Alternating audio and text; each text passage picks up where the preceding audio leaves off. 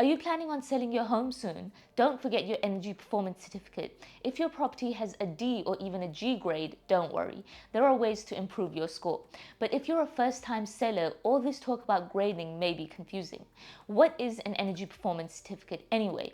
To put it simply, it's a document that helps buyers determine a property's potential running costs based on its energy efficiency rating, which ranges from the most to the least efficient. The A to G grading is done by evaluating and showing which energy saving measures have already been implemented and the expected energy costs of the building under normal usage.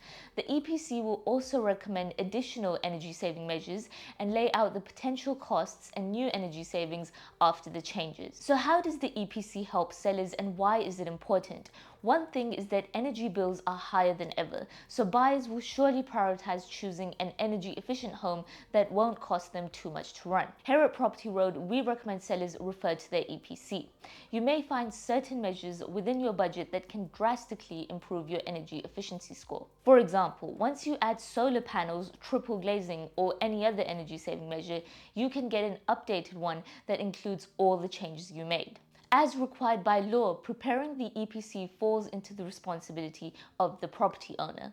In other words, everyone who wants to sell, rent, or build a property has to hold a valid EPC. However, there are special cases when this document is not needed.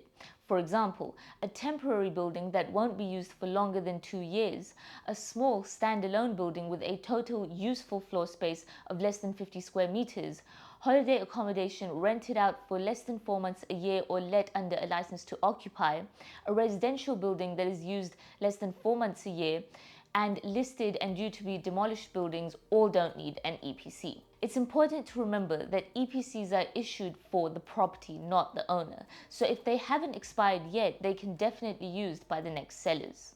In other words, you will not need an EPC if your property still has a valid certificate. This document is valid for 10 years from the date of issue. EPCs were first introduced in 2007 as part of the Home Information Packs. So if you bought your property in the last 10 years, chances are it will still have a valid EPC. You can check the official EPC register linked below to see if your property is covered. If your property isn't an exception, expect between £70 and £100 to have an EPC carried out. Unfortunately, the energy performance certificate isn't something that is DIY friendly. For that, you will need an accredited assessor. Your estate agent is guaranteed to know someone in the area. Just ask them. If you prefer to contact an assessor directly, you can use the official EPC website. So there you have it. In most cases, you do need an EPC when selling, mainly when catering to environmentally conscious buyers. Before jumping the gun, it's always better to check if your property has a valid certificate before paying an accredited assessor.